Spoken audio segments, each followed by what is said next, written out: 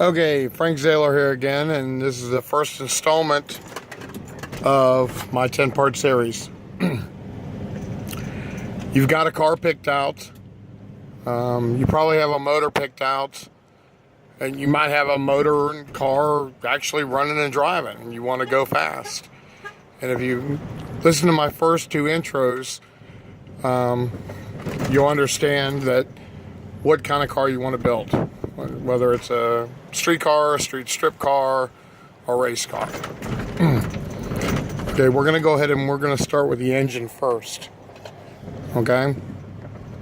If you haven't spent a dime on your drivetrain at all, and whether I don't care if it's a Mopar, Ford, whatever it is, I want you to build the biggest motor for that class of the motor you're going to build.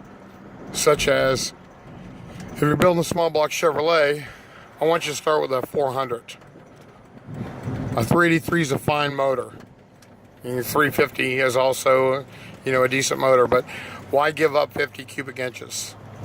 Remember that horsepower is nothing but a mathematical equation from torque and RPM. Okay? So if you start with a motor that already is big, you're going to make torque. Well, how do you increase torque? There's a few ways to increase torque. One is you increase the static compression of the motor. An 8-to-1 motor makes less torque than a 12-to-1 motor, all things being equal. Okay?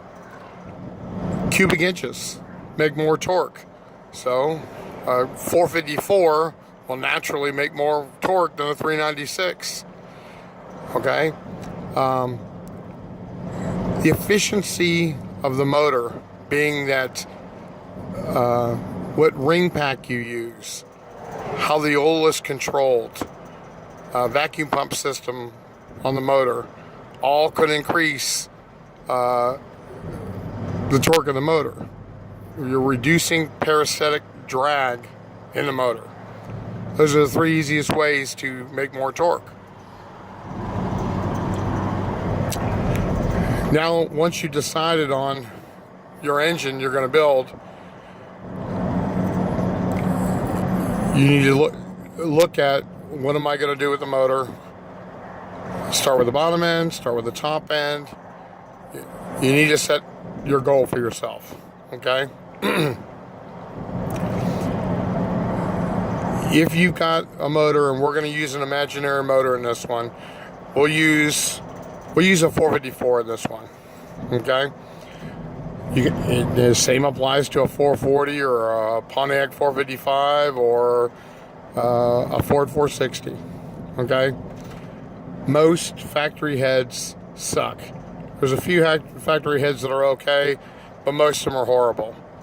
By the time you get guides, Sardi or a first-class valve job done to it, maybe some pocket porting, springs, you have to buy and install screw-in studs, retainers, you're going to be right at or more than what it would cost to buy an aftermarket set of cylinder heads. And I've run in this time and time again on small blocks. It's pretty easy to come up with $300 to have your heads sent out and have a valve job done to them and serviced. It's pretty tough coming up with $1,300 at one time to buy a set of aluminum heads. But in the long run, you're going to save weight, your car's going to be more efficient, you're going to make more power. It's just plain and simple. Can cast iron motors run? Absolutely. If you follow NHRA classes, stock or super stock, it's not uncommon to see 9-second passes in a stock eliminator car, and you look under the hood and it's stock 396. Well, it's supposed to be stock, but it's a stock 396 running an A, which is pretty impressive. But stock cars, like the cars that I build, and the motors I build, and the trannies, and so on and so forth, it's not a bag of tricks. It is a bag of tricks, but there's just things that you do to it to make sure that you're going to get the maximum performance out of your car when you're using it. Okay? You're going to take this 454 and you say, okay, I have a low budget. I'm going to go ahead and use the heads that I have. Okay? If you have a set of rectangular port heads, fine. Unless you're going out full-blown race motor, I'll beat you every time with a set of oval ports. I promise you. The problem with the oval port heads is you need to get an older casting oval port, and they usually need guides. So here's another thing that's right in front of you, but again, people don't pay attention to. A stock big block Chevrolet has an extremely heavy valve in it, and the stem of it is 3/8 diameter. Okay? Any aftermarket head for a big block Chevrolet has an 11/32 stem, so that automatically makes the valve lighter.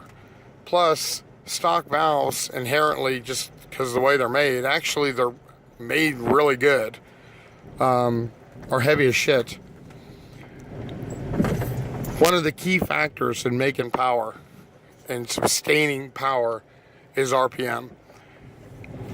And you're not going to get RPM with a heavy valve train.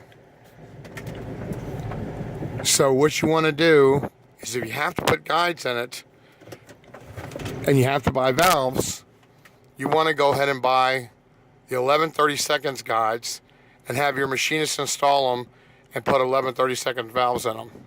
Now we're using our imaginary oval port heads. We send them to the machine shop and say, I want 219 188 valves in it. A 219 valve is a standard size valve. Okay? But I'm going to tell you, if your machinist has a Sardi, go a larger valve. Go to a 225 valve if you've got room for it. If it's going to be board 30 or board 60 over, put the biggest valve you can get in it, because you're going to get more airflow out of it. Now, there is some times where you're going to want to use a smaller valve, but we'll get into that in another case, because the valve is lighter, being a smaller valve. So I'm going to put a 225 valve in it. I'm going to have a Sardi valve job done to it, and I'm going to have it.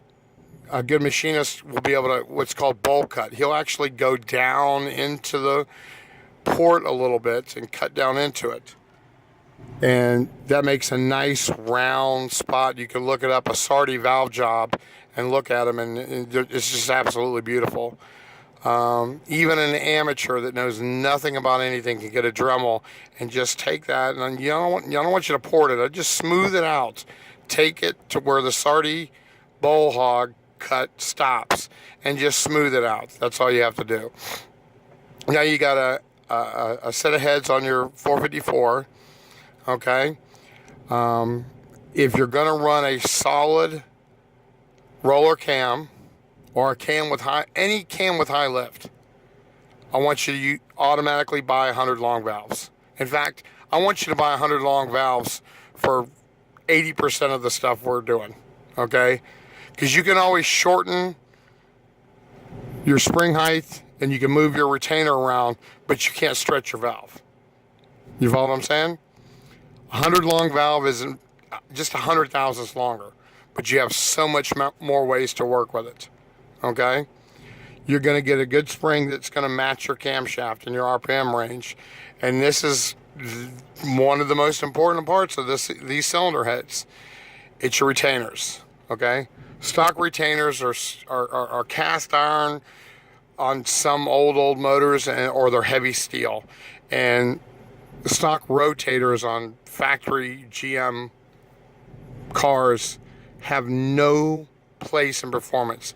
If you pull a set of valve covers off and you see a set of GM rotators on it and you're trying to make it a high performance motor, you're wasting your time. Okay?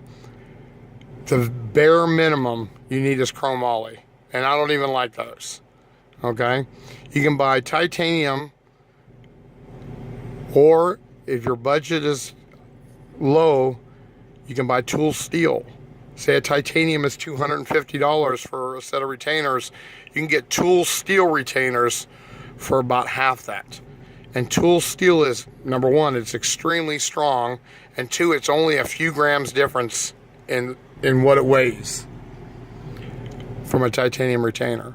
So remember this, we want your heads that you're going to use to have the smallest valve stem you can put in it, okay? It's got to have a first-class valve job, preferably by a Sardi. You want it bowl hogged up, cleaned up, and you want the lightest valve train you can put in it, okay? You want an undercut stem valve.